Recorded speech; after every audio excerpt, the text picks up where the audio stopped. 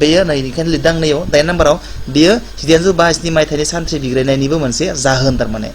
सान्थ्रि बिग्रायनायनि जाहोना doctrine of लेफ्सनि गेजेरजों भारतनि गोबां रायजोफोरखौ गावसोरनि खुंथायाव लांनायाबो मोनसे बिराद गिदिर जाहोन थारमाने सान्थ्रि बिग्रायनाय जानायनि सो भेरि इम्पर्टेन्ट आरो इन्टारेस्टिं थांनायसो जों दाना भेरि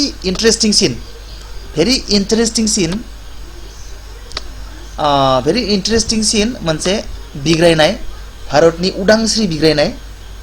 उदांस्रिनि थाखाय बिग्रायनाय मोनसे देरसिन बिग्रायनाय जाबाय मा आरो गिबिसिन बिग्रायनाय जाबाय मा सान्थ्रि बिग्रायनाय जाय सान्थ्रि बिग्रायनायखौ बर'आव बुंदों 1957 मायथाइनि सान्थ्रि बिग्रायनाय इंराजियाव बुंदों 1853 रिभल्ट एबा 1857 रिभल्ट नङाबा सेपई मटिनी अफ 1857 होननानै बुंदों सेपई मटिनी अफ 1857 होनना बुंदों सान्थ्रि बिग्रायनाय 1952 मायथाइनि सान्थ्रि बिग्रायनाय दाना जाहोनफोरखौ नायनो जोङो सान्थ्रि बिग्रायनाया मानो जादोंमोन जोङो थख' थर'लि नायलांसै दाना नायनोसै दाना एक जाहोनफोरखौ नायनो जों मानो जादोंमोन आं थख' फरायलांनि बेयाव दङ मा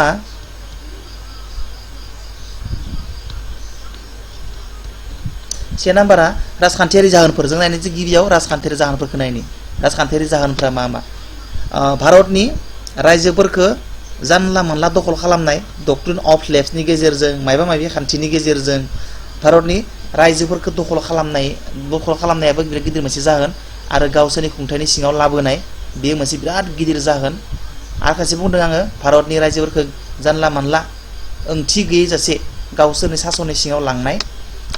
बेनि उनाव दङ मा बर्मा आसाम कुर्ग चीन आरो पान्जाबफोरा ब्रिटिशनि खुंथायनि मैखोमै हेंथामोन मानोना बै रायजोफोरखौ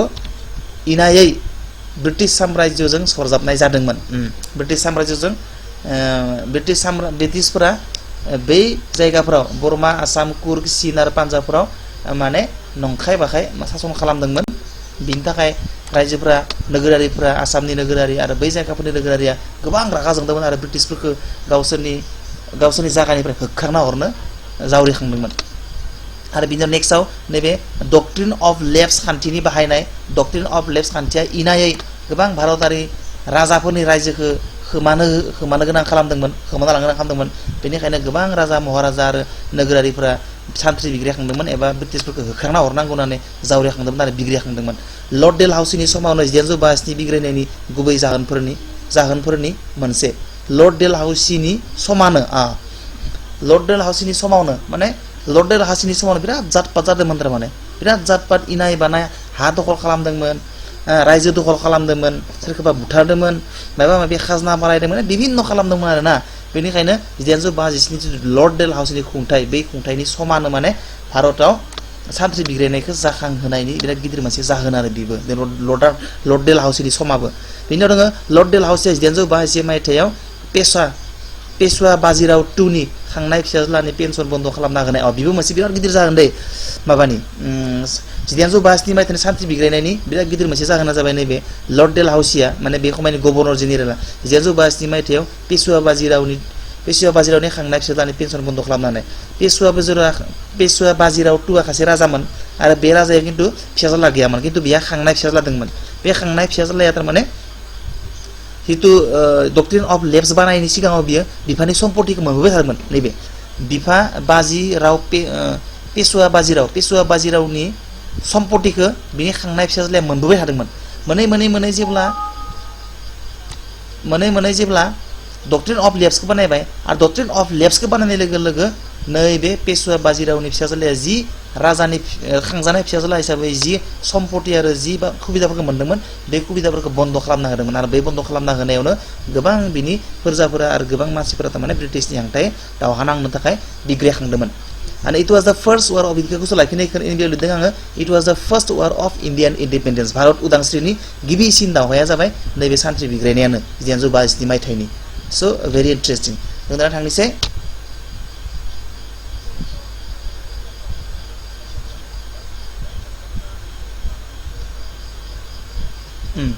थांनोसै दोङो बे जोब्बाय नैबे जोब्बाय नङा होमबा दाना बेखिनियावनो माबाया जोब्बाय दहायनिया मामोन जोंना डक्ट्रिन अफ लेफ्सआ जोब्बाय डक्ट्रिन अफ लेफ्सनि उनाव जोंहा दा दोङो जहैनो जोङो सान्थ्रि बिग्रायनायनि राजखान्थियारि जाहोनफोरखौ जोङो सावरायखांबाय जों दाना सावरायनि मा जों दाना सावरायगोन मा रांखान्थियारि जाहोनफोर मा रांखान्थियारि जाहोनफोरनि थाखाय सान्थ्रि बिग्रायनाय जादोंमोन 1922 मायथाइयाव सान्थ्रि बिग्रायनाय जादोंमोन जों बेखौ नायलायनो नाम्बार 1 आ जाबाय मा आदारनि सोलायै भारतारि आबादारिफोरखौ गावसोरनि दारिमिनाव गोनां मुवाफोरनिसो आबाद मावनो बाध्य खालामदोंमोन जायनि जाहोनाव आदारनि आंखाल नुजाथिदोंमोन थारमाने मा होनदो आदारनि सोलायै भारतारि आबादारिफोरखौ गावसोरनि दारिमिनाव नांगौ जानाय मुवाफोरनिसो आबाद खालामनो होदोंमोन थारमाने भारताव हमना ला माइ आबाद मावनाया बिराद गोनांथार किन्तु माइ आबाद मावनायखौ ब्रिटिश सरकारा बारा गोसो होआखैमोन किन्तु गावसोरा इन्डास्ट्रि खुलिनानै दोनदो माबा माबि दारिमिन खुलिनानै दोनदो बै दारिमिनफोराव नांगौ जानाय र' मेटेरियेल बे र' मेटेरियेलफोरनिसो आबाद मावनो थाखाय भारतनि आबादारिफोरखौ बिथोन होदोंमोन नाथाय बिथिंगाले जानो थाखाय माइ आबाद मावनांगौ बा माइ फिथाइ सामथाइ आबाद मावनांगौ बै फिथाइ सामथाइ आबादफोरखौ मावनो होआब्लासिनो बै गावसोरनि दारिमिनाव नांगौ जानाय र' मेटेरियेलफोरनिसो आथा माबा माबि ओरै बुस्थुफोरखौसो बिसोर मावनो होदोंमोन आरो जायनि जाहोनाव भारताव आदारनि आंखाल नुजाथिदोंमोन आरो आदारनि आंखाल नुजाथिनाय जाहोनाव भारतारिफोरा माने जांख्रिखांदोंमोन आरोना जानानै बांद्राय खाजना खांनाय बोलो बाहायना होख्रांनाय आरि एक्सपानसन अकुपेशन माने इफेक्सन खालामनाय बेफोरनि थाखायबो सान्थ्रि बिग्रायनाया जादोंमोन दा थांनोसै समाज धोरोमारि जाहोनफोर समाज धोरोमारि जाहोनफोराव मा दङ मा समाज धोरोमारि जाहोनफोरनि थाखाय सान्थ्रि बिग्रायनाय जादोंमोन नैबेनिया एभलिउसन अफ सती खान्थिखौ गैया खालामनाय उन्दै बैसोआव हाबा जानायखौ बन्द खालामनाय रान्दि हाबा जाफिननाय खान्थि खालामनाय रान्दिफोरा हाबा जानो मोनामोन भारताव किन्तु जेब्ला ब्रिटिशफोरा फैबाय रान्दिफोरखौ तारमाने हाबा जाफिननो मोनो होननानै जेब्ला बिसोरो बेखौनो इंराजियाव बुंदों उइद' रिमेरियेज एक्ट खालामबाय रान्दिफोरा हाबा जाफिननो मोननांगौ होननानै जेब्ला आयेन बानायबाय जेब्ला आइजोफोरखौ सोलोंथाइ होनायनि खान्थि बानायबाय जुनार बोलि होनाय खान्थि बायदिफोरखौ जेब्ला भारताव खालामफिननायनि थाखाय माने जुनार बोलि होनाय बायदि खान्थिफोरखौ भारताव खालामनायनि थाखाय भारतनि नोगोरारिया गोबां रागा जोंदोंमोन थारमाने बेखौ ससे फरायनायखाय बुजि मोनाखै आं बुंना होनो नागिरदों भारताव मा खान्थि दङमोन सती एभलिउसन सती खान्थि गैयामोन होनबा फिसाया थैयोबा बिसियाबो अराव बारना थैनांगौ बेखौ भारतारिफोरा गोबां मानियोमोन नाथाय ब्रिटिशफोरा जेब्ला खुंथाय खालामफैबाय अब्ला ब्रिटिशफोरा बेफोरखौ बन्द खालामदोंमोन आरो बै बन्द खालामनायखौनो भारतारिया सहायनो हायाखैमोन बेखौ मानो बन्द खालामनो जोंनि भारतनिनो बे आबै आबौनि नियमखा बियो माने बिदिनो जाखानांगौ हौवाया थैबाथाय हिन्जावा बारना थैनांगौ माने फिसाया थैयोबा बिसियाबो फिसायनि खावनाय अरावनो बारना थैनांगौ बेयो जोंनि नियमखा बेखौ मानो बन्द खालामदों होननानै भारतनिफ्रा रागा जोंदोंमोन आरो उन्दै बैसोआव हाबा खालामनायखौ बन्द खालामदोंमोन उन्दै बैसोआवनो हाबा जाखानाया जोंनि बे धोरोमारि खान्थिखा जोंनि भारतनि धोरोमारि खान्थिखा बेखौ मानो बन्द खालामनांगौ होनना भारतारिफोर रागा जोंदोंमोन आरो रान्दि हिन्जावफोरा हाबा जानो मोनफिना भारतनि खान्थिनि बायदिब्ला किन्तु इंराजफोरा फैनानै खालामदोंमोन मानो मोना बेलाय रान्दि हिन्जावालाय मानो हाबा जानो मोनो होननानै जेब्ला इंराजफोरा खान्थि बानायफैदोंमोन नियम बानायफैदोंमोन अब्ला भारतारिफोरा बे नियमफोरखौ गावसोरनि धोरोमनि हेंथा होनना सानना लादोंमोन आरो ब्रिटिशफोरखौ रागा जोंदोंमोन आइजो सोलोंथाइखौ जौगाहोनाय भारतनि मथेबा मा आइजोफोरखौ सोलोंथाइ होनो मोना आइजोफोरा माने गोजौ सोलोंथाइ लानायनि मोन्थाय गैयामोन जेब्ला ब्रिटिशफोरा फैबाय आरो ब्रिटिशफोरा माने हिन्जावफोरनोबो आइजोफोरनोबो समानै सोलोंथाइ होनांगौ होनना जेब्ला आयेन बानायबाय आरो बे आयेन बानायनायफोरखौ भारतारिफोरा माने गोजोननाय मोनाखैमोन आरो रागा जोंदोंमोन आरो गावसोरनि धोरोमनि हेंथा होनना सानना लादोंमोन जुनार बोलि होनायफोरखौबो जेब्ला बन्द खालामदोंमोन बेखौ माने धोरोमनि हेंथा सानना लादोंमोन भारतारिफोरा ओंखायनो ब्रिटिशफोरखौ रागा जोंदोंमोन दा बै खान्थिफोरखौ जेब्ला ब्रिटिशफोरा खालामदोंमोन बे खान्थिफोरखौ थारमाने भारतारिफोरा गावसोरनि धोरोमारि खान्थिनि हेंथा होनना सानना लादोंमोन आरो ब्रिटिशफोरखौ रागा जोंदोंमोन आरो जायनि जाहोनाव मा खालामदोंमोन सान्थ्रि बिग्रायनो ओंखारखांदोंमोन दाना जा मिलिटारि जाहोनफोरा जाबाय बिराद इन्टारेस्टिं आरो बिराद माने दुखुनांथावसिन बियो मोनसे जाहोन सान्थ्रि बिग्रायनाया मानो जादोंमोन मिलिटारि जाहोननि थाखायबो जादोंमोन आरो बै मिलिटारि जाहोनफ्रा मा जोङो नायनोसै से नाम्बाराव दङ मा भारत आरो ब्रिटिशनि सान्थ्रिफोरखौ समान नोजोरजों नायै दाना आर्मिफोर दङ नङा होमबा बे आर्मिफोरखौ भारतनि आर्मिफोरखौ बारा गुरुत्व होआ खिन्थु ब्रिटिशनि आर्मिफोरखौसो बारा गुरुत्व होयो प्रमोशन जाया भारतनि सान्थ्रिफोरनि जेबो प्रमोशन जाया खिन्थु ब्रिटिशनि सान्थ्रिफोरनिसो प्रमोशन जायो ब्रिटिशनि मानसिफोरा जेब्ला जोंनि भारताव फैना खामानि मावफैदोंमोन बिसिनासो माने बेथना जायो थाब थाब बिसिनासो इंक्रिमेन्ट जायो बिसिनासो प्रमोशन जायो खिन्थु भारतनि जितु एमप्लयिफोर बे एमप्लयिफोरखौ माने डिप्राइभ खालामनाय जादोंमोन बिनि थाखायनो सान्थि बिग्रायनाया जाखांदोंमोन बिनि उनाव दङ मा एनफिल्ड राइफल नैया एनफिल्ड राइफलनि नलिनि बाखोरखौ मोसौ आरो अमा मेजेमजों बानायनाय माने इउनिटि लाबोनो थाखाय इंराजफोरा इउनिटि लाबोनो थाखाय बिसोर मा खालामदों मानि मा मुस्लिम मानि मा हिन्दु बेंगलि बायदि बायदि बिदिफोरखौ गैया खालामनो थाखाय बिसोर मा खालामदोंमोन आरो बे बुस्थुखौ इउनिटि लाबोनो थाखाय बिसोर मा खालामदोंमोन बे जितु एनफिल्ड राइफल बिसोरनि राइफल दंमोन आरो बे राइफलजों माने बे राइफलखौ बाहायनांगौब्ला अरनानै बोनांगौ आं सिलायखौ एसे मिथिया बारा मिथिया खिन्थु बे राइफलखौ बाहायनांगौब्ला थारमाने बिनि जितु गुलि ना बे गुलिनि सानि मोनसे बाखोर थायो बै बाखोरखौ अरनानै अख्लाबनानैसो थारमाने राइफल सिङाव सोनांगौ आरो दा बे जितु अख्लाबनाय पार्ट बे अख्लाबनाय पार्टखौ थारमाने बाखोरखौ नलिखौ मोसौ मेजेम आरो अमा मेजेम गलायनानै बानायनानै होदोंमोन ब्रिटिशफोरा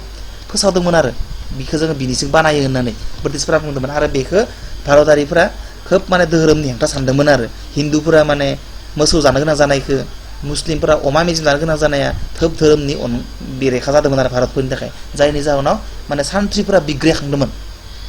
उदांस्रि मोननो थाखाय बेबायदि अत्याचाराव थानो हायैनि थाखाय सान्थ्रिफोरा बिग्रायखांदोंमोन बिनि उनाव मा दङ समान थाखोनि मावख'गिरिफोरनि गेजेरावनो भारतारिफोरनो खम बेथन होयोमोन समान माने कलिग्सफोरनि गेजेरावनो सासे क्लार्कआ भारतनि सासे क्लार्कआ जिमान बेथन मोनो इंलेन्डनि सासे क्लार्कआ बिनिख्रुइ बांसिन दरमा मोनोमोन स' बेबायदि जितु नासयनाय बे नासयनायफोरनि थाखायनो सान्थि बिग्रायनाया जादोंमोन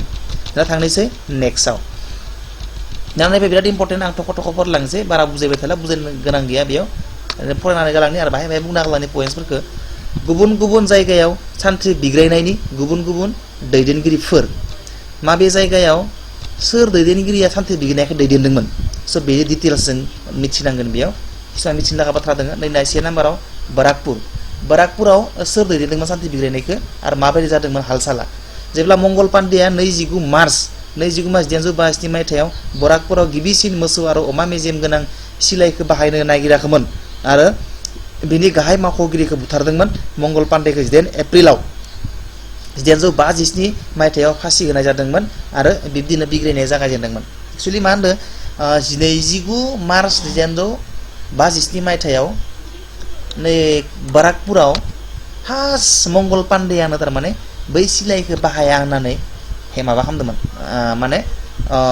हेंथा देखायदोंमोन आरोना जों बे सिलाइखौ बाहायनो हाया आं बे सिलाइखौ गावा बे जोंनि धोरोमनि इनाय जायो होननानै बियो फार्स्ट हेंथा खालामदोंमोन आरो बियो मा खालामदोंमोन बियो बेबायदि भारतारिफोरनि सायाव इनाय खालामनायनि थाखाय मंगल पान्डेया मा खालामदोंमोन गाहायनि मावख'गिरिखौ नागिरा मा होनदों गोनां सिलाइखौ बाहायनो नागिराखैमोन आरो बिनि गाहाय बिनि गाहाय अफिसारखौ बियो गावथारदोंमोन मंगल पान्डेया अफिसारखौ गावथारदोंमोन भारतनि सायाव बेबायदि इनाय खालामनायनि थाखाय आरो सिलाइनि नलिफोरखौ बे मोसौ मेजेम अमा मेजेमनि थाखाय बानायनायनि थाखाय रागा जोंनानै बियो अफिसार गावथारदोंमोन आरो बे अफिसारखौ गावथारनायनि थाखायनो मंगल पान्डेखौ थारमाने 1957 मायथाइनि 10 एप्रिलाव नाइजेर फासि होनाय जादोंमोन आरो बे मंगल पान्डेखौ फासि होनायनि जि जाथाय घटना बे घटनायानो भारतारिनि नोगोरारिफोरनि गेजेराव गोबां रागा जोंनाय लाबोदोंमोन ब्रिटिशनि सायाव आरो बेबायदिनो सान्थ्रि बिग्रायनाया जादोंमोन दा थांनोसै नेक्स्टआव बेनि उनाव जाहैदोंमोन 2 नाम्बाराव मिराट उत्तर प्रदेश दाना सोंथि मोनसे फैयो सान्थ्रि बिग्रायनाया माबे जायगानिफ्राय जागायजेनदोंमोन बियो मिराटनिफ्राय जागायजेनदोंमोन खिन्थु एक्चुअली बाहाय जागायजेननाया बाराकपुरनिफ्रायनो जायो जितु मंगल पान्डेया जेब्ला सासे अफिसारखौ गावथारबाय आरो गावथारनाय लोगो लोगो जेब्ला बिखौ 1952 मायथाइयाव फासि होनाय जाबाय बे फासि होनायनिफ्रायनो जागायजेनदों खिन्थु थेवबो जोङो बाराकपुरखौ हमनाय जाया नै मिराटखौसो हमनाय जायो मानोना मिराटनिफ्रायसो माने सान्थ्रि बिग्रायनाया गिबि आबुङै माने महर मोनजेनदों आरो बेनिखायनो जोङो कुइसन फैयो बेयाव सान्थ्रि बिग्रायनाया बबे जायगानिफ्राय जाजेनदोंमोन होनना सोंनाय फैयो अब्ला नोंनि एन्सारा जागोन मिराटसो उत्तर प्रदेशनि मिराट दा जोङो मिराटआव सोर दैदेनदोंमोन सान्थ्रि बिग्रायनायखौ माबायदि दैदेनदोंमोन जोङो नायनि दा मिराटआव मे दाननि 1952 मायथाइयाव जेब्ला 85 सान्थ्रिफोरा ग्रीस कार्ट्रिज माने मोसौ मेजेम आरो अमा मेजेम लगायनाय कार्ट्रिज बे नलि सिलाइनि नलि एनफिल्ड राइफलनि नलि बे नलिखौ बाहायाखैमोन बिसोरखौ गोलाव समनि थाखाय जोबथेसालियाव दोनदोंमोन बिनि फिथाइ महरै 18 मेनिफ्राय बिग्रायनाया जागायजेनदोंमोन गोबां अफिसारफोरखौ गावथारनाय जादोंमोन मा फार्स्ट सान्थ्रि बिग्रायनाया जागायजेननाया मा खारनाव जादोंमोन बाराकपुरनिखौ माजों नै मिराटनिखौ सम मानोना मिराटआव सान्थ्रिफोरा थारमाने बै जितु ग्रिस मोसौ मेजेम आरो अमा मेजेम लगायनाय सिलाय बे सिलायखौ जोङो बाहाया होनना बुंदोंमोन आरो बाहाया होनना बुंनायनि थाखाय नै गासै 85 जन सान्थ्रि बिग्रायनायफोरखौ गोलाव समनि थाखाय जोबथेसालियाव दोनदोंमोन थारमाने मानि मा अक्रालै नोंसोर सालाना ब्रिटिशफोरा भारतफोरखौ मानि अक्रा नोंसोरो मानि अक्रा होननानै जोबथेसालियाव गासै 85 सान्थ्रिफोरखौ दोनदोंमोन आरो बेयावनो गोबां हाल्ला जादोंमोन दावराव जादोंमोन भारतारिफोरा गोबां अफिसारफोरखौ गावथारदोंमोन आरो बेनिफ्रायनो सान्थ्रि बिग्रायनाया आबुं महर मोनो आरो जागायजेनो दा थांसै दिल्लीयाव सोर दैदेनदोंमोन दिल्लीयाव सोर दैदेनदोंमोन जों दाना नायनोसै दिल्लीयाव दैदेनदोंमोन सोर से नाम्बार नै फार्स्ट नाम्बार नायनो जोङो फार्स्ट नाम्बाराव सान्थ्रि बिग्रायनायफोरा दिल्लीसिम 30 मेयाव सहैयो माबानिफ्राय मिराटनिफ्राय सान्थ्रि बिग्राय बिराद हाल्ला जायो जे दाना मा जाबाय नैयावबो मोनहैबाय दिल्लीसिमबो मोनहैबाय दिल्ली माब्ला मोनहैखो 18 मेयाव मोनहैबाय 18 मेयावबो हाल्ला जायो जे ओजोंबो गोसारहैबाय आरो बिग्रायनाया ओमफ्राय 12 मेयाव मा जाखो दाना 12 मेयाव नोगोरखौ आखायाव लाबोदोंमोन दाना भारतारिफोरा जितु इंराजफोरा दिल्लीखौ सासन खालामना दखल खालामना लादोंमोन नालाय बेनिफ्राय सान्थ्रि बिग्रायनाय बिराद रागाजोंनो मे 18 मेसिम दिल्लीसिम गोसारलांबाय आरो गोसारनायनि गेजेरजोंनो नै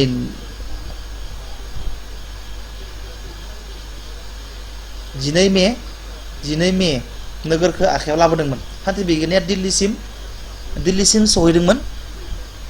नैबे भुल जादों नैबे 13 जानाङा बियो जानाङा खिन्थु नैबे 12 मेयाव बे दिल्लीखौ बे नोगोरखौ बिसोरो गावसोरनि आखायाव भारतआ लाबोफिनदोंमोन आरो दसे समबाबो ओमफ्राय बिदिनो नेक्स्टआव मा दङ बाहादुर शाह टुखौ भारतनि थार सम्राट खालामनो दाबि खालामदोंमोन हि वाज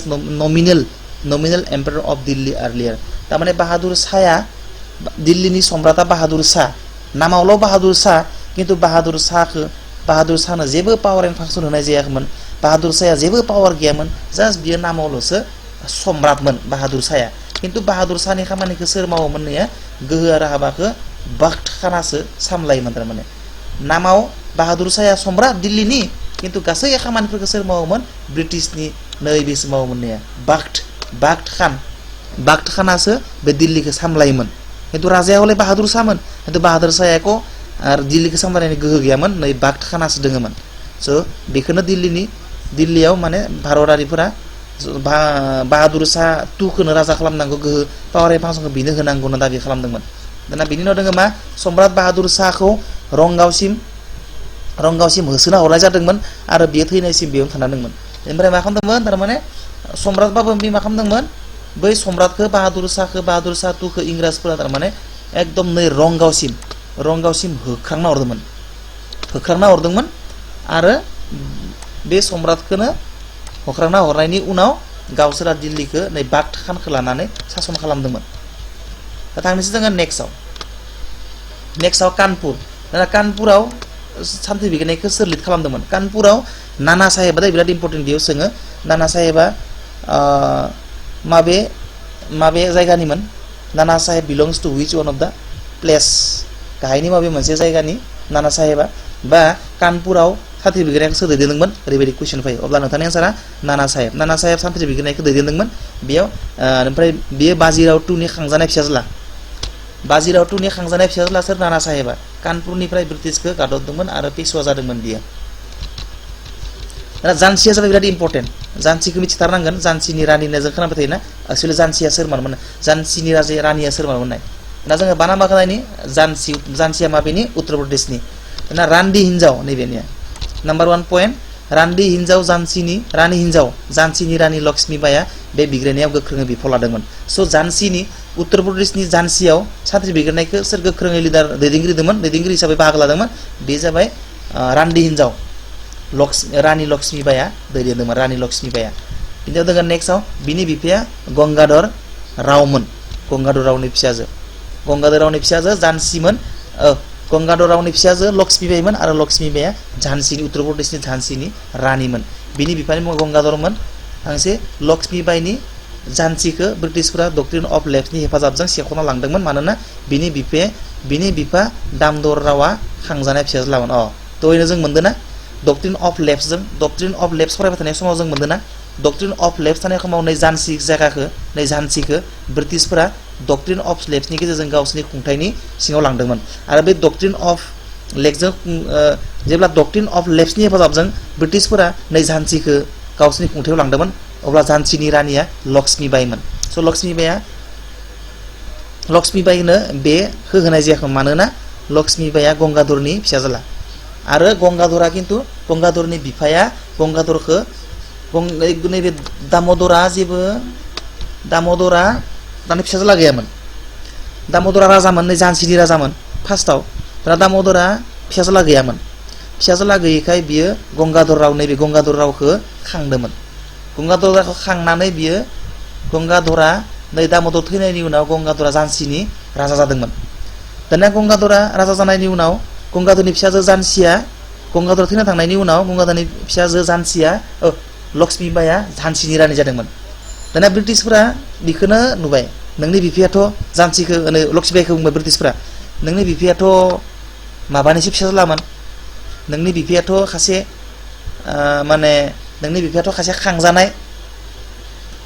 खांजानाय फिसाज्लासोमोन दा नोङो खांजानाय फिसाज्लानिसो फिसाजो होमबा नोंथ' झानसिखौ मोना बेबायदि जुक्ति लागायनानै बियो लक्ष्मीबाईनिफ्राय झानसिखौ सेख'ना लांदोंमोन आरो खायसे बुंदों नैबे दामोदरनि दामोदरा फिसाज्ला गैयामोन जेब्ला राजा जादोंमोन बेनिखायनो बियो नै गंगाधरखौ बियो एडप्ट खालामदोंमोन खांदोंमोन आरो बियो खांनानै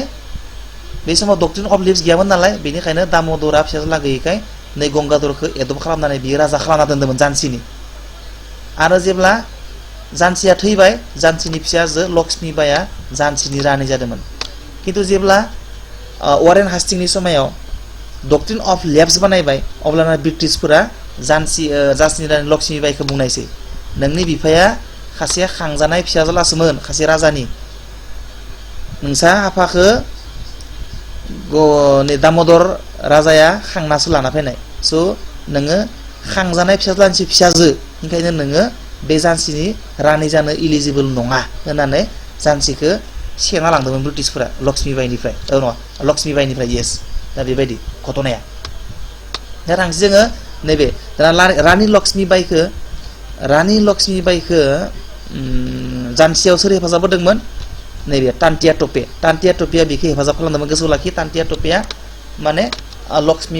झानसिनि रानि लक्ष्मीबाईजों गोबां हेफाजाब होदोंमोन झानसिनि रानि लक्ष्मीबाईखौ गोबां हेफाजाब होदोंमोन तान्तिया ट'पेया बेनि उनाव दङ लक्ष्मीबाईया 17 जुन 1852 मायथाइयाव थैदोंमोन आरो तान्तिया ट'पेखौ कानपुरनि जाथायनि दायनिगिरि साजायना फासि होदोंमन बेनि उनाव मा जाबाय कानपुराव जेब्ला सान्थ्रि बिग्रायनायनि जिथु हांगामा जादोंमोन बे हांगामाखौ नै तान्तिया ट'पेयानो खालामदोंमोन होननानै ब्रिटिशफोरा माने दाय हमनानै बेखौ गोथाङैनो ब्रिटिशफोरा फासि होदोंमन तान्तिया ट'पेखौ थांसै 6 नाम्बार लखनौआव सोर दैदेनगिरि खालामदोंमोन सान्थ्रि बिग्रायनायनि गुबै दैदेनगिरिया जाबाय नैबे औधनि बेगम अफ औध जामिनदार आरो आबादारिफोरखौ लाफानानै बे बिग्रायनायखौ सालायदोंमन लखनौआव औधनि बेगमा ओमफ्राय नैबे बियो ब्रिटिशफोरनि हेंथायै अल आउट एटेक खालामदोंमोन ब्रिटिशफोरनि हेंथायै अल आउट एटेक खालामग्रा राजाया सोरमोन नैबे औधनि बेगमा दाना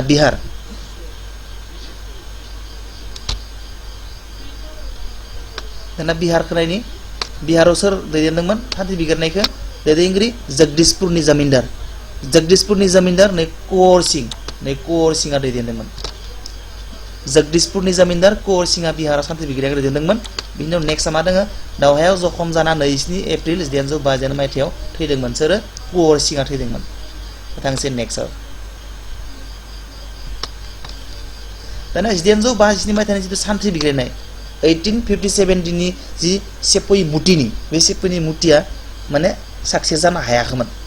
आरो बे फेलार जादोंमोन स' बे फेलार जानायनि जाहोनफ्रा मा जोङो थख' खनसे फरायलांनि आं बारा बुखिबाय थाला भिडिअआ गोलाव जानोसै दाना दैदेनगिरिफोरनि गेजेराव जेबो थिखानाय आदब खायदा गैयै हेफाजाब गैलायै जाय जेरै हायो ब्रिटिशनि हेंथायै सोमावसारदोंमोन। एक नम्बर जाहोना जाबाय सान्थ्रि बिग्रायनाया साक्सेस जायैनि बे जाबाय जाय जेराव हायो गावबा गाव लिडारफोरा दैदेनदोंमोन। माने झान्सियाव लक्ष्मीबाई,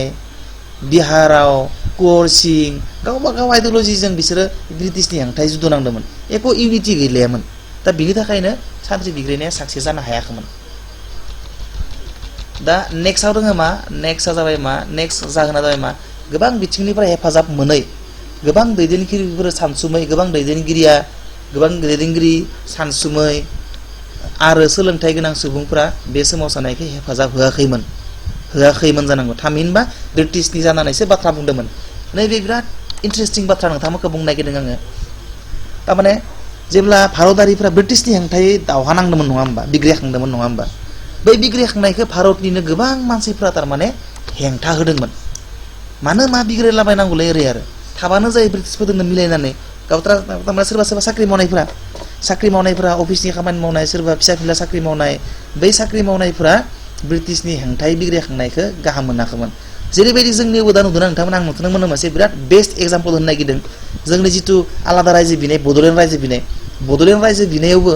जोंनिफ्रा सानैसोआ सरकारजों लोगो नंगौना नङा? सरकाराथ' जोंनो होनो नागिरा, खिन्थु बर'फोरा बड'लेण्ड नांगौ होनना बिबाय थादोंना थायाखै? खिन्थु जोंनि बर' मानसिफ्रानो बड'लेण्ड बिबाय थादो, खिन्थु जोंनि खानैसो मानसिफ्रानो बड'लेण्ड नाङा होननानै बुंदोंना बुङाखै? दा बिगोदि थिग सिटुवेसना थारमाने बै ब्रिटिशनि समावबो जादोंमोन। थारमाने जेब्ला भारतारिफोरा ब्रिटिशफोरखौ होखारना हरनो थाखाय बिग्रायखांदोंमोन, बै साख्रि मावग्रा मानसिफोरा ब्रिटिशनि सिङाव साख्रि मावनाय भारतारि मानसिफोरा जायखिजाया अफिसियेल एक्टिभिटिजों लोब्बा थानाय अफिसियेल मानसिफोर, सोलोंथाइ गोरोंफोर, ब्रिटिशनि आन्दाराव थानानै सोलोंथाइ गोरों जानाय, साख्रि मोननाय, लिडार जानाय, इन्टेलेक्सुवेल जानाय बे मानसिफोरा थारमाने मानो मा सान्थ्रि बिग्रायनांगौलै, ब्रिटिशनि हेंथायैलाय मानो जुदु नांनांगौलै, जाबानो जायो थाबानो जायो बिदिनो होननानै थारमाने गोबां भारतारि लिडारफोरानो, सोलोंथाइगिरिफोरानो, इन्टेलेक्सुवेलफोरानो थारमाने भारतारि जिथु ब्रिटिशखौ होखारनायनि थाखाय जिउ उदांस्रि मोननो थाखाय नांनाय बिग्रायनाय, बे बिग्रायनायाव थारमाने हेफाजाब होआखैमोन। जायनि जाहोनाव सान्थ्रि बिग्रायनाया साक्सेस जायाखैमोन। आरो बे सिटुएसना दाबो जोंनि बर'नि गेजेरावबो सोलिगासिनो दं। भारताव जाय सिटुएसना सोलिदोंमोन, दिनैबो थारमाने बर'नि गेजेरावबो बै सिटुएसना सोलिगासिनो दङ। गवालियरनि सिन्धिया, हायद्राबादनि निजाम, काश्मीर सिन्धु आरो पाटियालानि खुंगिरिफोरा ब्रिटिशनोसो गोबां हेफाजाब होदों मोननैलायथो। नैबे मा सोंनाय फैयो बेयाव, मा जायगाफोरा, मा राजाफोरा, गाहायनि सोर भारतनि गाहायनि सोर भारतनि मानसिफ्रा, भारतनि जायगाफोरा माने भारतनि सान्थ्रि बिग्रायनायखौ हेफाजाब होआखैमोन। अर्थात ब्रिटिशजोंसो हेफाजाब होदोंमोन, ब्रिटिशजोंसो लोगो जानानै खामानि मावदोंमोन सान्थ्रि बिग्रायनाय समायाव। अब्ला मा गवालियरनि सिन्ध, हायद्राबादनि निजाम, काश्मीर सिन्धु आरो पाटियालानि खुंगिरिफोरा माने ब्रिटिशखौसो हेफाजाब होदोंमोन सान्थ्रि बिग्रायनायाव। जोबोरै दुखुनांथाव बाथ्रा, जायनि जाहोनाव सान्थ्रि बिग्रायनाया साक्सेस जानो हायाखैमोन। बेनि थांनोसै दाना ब्रिटिश आर्मिनि मोनफ्रोमबो बिथिङाव जौगा थाखोनि हाथियार बाहायनाय, भारतारिफोरा जं जाथि थुंग्रिजोंसो बांसिन समाव जुद्ध नांदोंमोन थारमाने। दाना ब्रिटिशफोरखौ महा हानो, ब्रिटिशफोरा माने टेक्न'लजियाव जौगानाय, बिसोरा गिदिर हाथियार बाहायो मालाय, AK-47, LMG टेंक माबा माबि बाहायो। जोंनिया भारतारिफोरा जाबाय टेक्न'लजियाव जौगानाय नङा, हान्था मेलायाव जौगानाय नङा, बायदियाव जौगानाय नङा, सेखा थुंग्रिफोर दोननो हाबाय बायो सोरबा ब्रिटिशफोरखौ। सेखा थुंग्रिजों नै जं जाथि सेखा थुंग्रि फिसा मामर जानाय सिलायफोरखौथ' जुदु नांदोंमोन, बिग्रायखांदोंमोन। ब्रिटिशफोरखौलाय मुवा हाबाय बायो, ब्रिटिशफोरा मालाय खनसेयावनो गोलाव टेक्न'लजिकेलि डेभेलप खालामनाय हाथियारफोरजों खनसेयावनो थ्रेड होयोमोन। मुवा हाबाय बायनो जेननांबाय आरो दुखुनांथावनो जोबथेसालि थानांबाय, माखासेया साइर'राव जाना थानांबाय आरो बिमा बिफा फिसालाफोरा। सोरबा बिफा थैजादों, सोरबा बिमा थैजादों, सोरबाया हिन्जाव थैजादों, सोरबाया हौवा थैजादों। जाय जेरै हागौ खोमना लानांबाय, ब्रिटिशनि हेंथायै नांनानै फेलेंबो जानांबाय, देरहासारनोबो हादिया माबानानै जुद्ध नांनानै। ओमफ्राय दाना नेक्स्टआ नांगौ रोखोमनि नांजाब राहा माने कमिउनिकेसन गैयै, ट्रेन्सपर्टेसन हान्थामेला गैयै आबो 1962 मायथाइनि सान्थ्रि बिग्रायनायनि जेननायनि मोनसे जाहोन बेबो। दा थांसै सोंनाय आरो फिननाय। थब फरायलांनो बुजायखाबाय नालाय आं आरो बेखौ बुजायबाय थालिया आरो नै सोंनाय आरो फिननायखौ, नङा होमबा? गोबाव जासिगोन ना नङाबा, बरिं नांगोन नङाबा। दा नोंथांमोनखौ बुंदों आङो, नोंथांमोना आंनि भिडिअखौ नायोबाथाय बेलेग खिताब नायनांलिया आरो, बेलेग बिजाब नायनांलिया आरो। बेनिखायनो बाहाय बुरजा टाइम लाबाबो जेबो नङा आरो, नायखाजोबनांगोन आरो भिडिअखौ नोंथांमोना। दा जोङो नायनोसै नैबे फार्स्ट सोंथिखौ नायनो जोङो, रेगुलेटिं एक्टआ माब्ला खामानि मावजेनदोंमोन? माला माने इन विच year did the regulating act came into force माब्ला फैदोंमोन नै बि नाम्बारा दानि मोनदो जोङो दाबो मोनगोन या 10 जुन ओइ भुल जाबाय आंना बे नङा दे बे नङा नै बे नङा माबे 10 जुन नै 10 जुन 1773 आव माने खामानि मावफुंजेनदोंमोन माने regulating act came into force on 10 जुन 1773 जानायसै नै नाम्बार मा दङ गाहायनि माबे जाहोननि थाखाय regulating actआ जाखांदोंमोन नाम्बार 1 नाम्बारखौ नाय मा ईस्ट इंडिया कम्पानीनि कारापसनखौ दबथायनो थाखाय नंगौ इबो ईस्ट इंडिया कम्पानीनि रांखान्थि हालतखौ गोख्रों खालामनो थाखाय बेबो नंगौ खुंथाय गोहोखौ भारताव फैहोनो थाखाय बेबो नंगौ होमबा मा जागोन गासैबो नंगौ दिया नैबे नै नाम्बारनिया दिया नै नाम्बारनिया दिया दा 3 नाम्बारखौ नायलायनोसै 3 नाम्बारनिया मा दं 3 नाम्बारना regulating act नि गाहाय सुबिदाफोरा मा what are the provisions of regulating act होनना बुंदों गोजौ बिजिरसालि गायसननाय बेबो नंगौ कलकातानि उइलियाम फर्टआव सुप्रिम कर्ट गायसननाया बेबो regulating act नि प्रोविजनमोन बि नाम्बारा मा रायजो बेंगिरिनि बिबानखौ फोजौना गाहाय रायजो बेंगिरि खालामनाय गभर्नर जेनेरेल अफ बेंगल खालामनाय बेबो नंगौ बेनिफ्राय सि नाम्बारा रायजो बेंगिरिखौ हेफाजाब होनो थाखाय मावफुं सोद्रोमा दानाय फर एक्जिक्यूटिव मेम्बार दानाय बेबो नंगौ होमबा 3 नाम्बारनि एन्साराबो डी नाम्बारा माने गासैबो गोजौनि गासैबो दा थांसै 4 नाम्बारा मा दं 4 नाम्बारा दं regulating act 1773 खौ सोर बेंगलनि गाहाय रायजो बेंगिरिनि समाव खालामदोंमोन बेथ' सिम्पल दयबो मोनदों नै वारेन हास्टिं फरायफिनबाबो मोनगोन आरो गोसोआव दङबाथ' टेनसन गैया 5 नाम्बारा मा दङ माबे आइननि हेफाजाबजों ईस्ट इंडिया कम्पानीखौ ब्रिटिश सरकारनि आखायाव लांनाय जादोंमोन बेथ' सिम्पल नै पिच इंडिया एक्टनि गेजेरजों ईस्ट इंडिया कम्पानीनि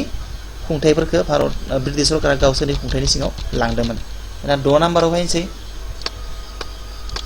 6 नाम्बाराव मा दं 6 नाम्बाराव दं गाहायनि माबे जायगाखौ डक्ट्रिन अफ लेप्सनि गेजेरजों ब्रिटिशनि खुंथायाव लांदोंमोन बेथ' सिम्पल जयपुरखौबो लांदों झांसिखौबो लांदों गोसो दंखायो सम्बलपुर नागपुरखौबो लांदों डक्ट्रिन अफ लेप्सनि गेजेरजों ब्रिटिशफोरा गावसोरनि खुंथायनि गेजेराव उदयपुर आरो नागपुर बे मोननैखौबो लांदों थारमाने मा डी एन्सारा गासैखौबो लांदों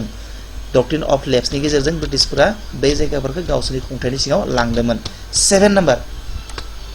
नाम्बारा मा दङ 1952 मायथाइनि सान्थ्रि बिग्रायनाया जागायजेनदोंमोन मवा जागायजेनदोंमोन सिम्पल दहायबो मोखादों मिराटनिफ्राय जागायजेनदोंमोन बाराकपुर नङा खिन्थु बाराकपुरखौ सोरबा नंनो हागौ बाराकपुर नङा बाराकपुरनि समायाव बिग्रायनाया जेबो माने महर मोनाखैमोन खिन्थु मिराटनिफ्राय जागायजेनदों 8 नाम्बारखौ नाय 8 नाम्बारा मा मंगल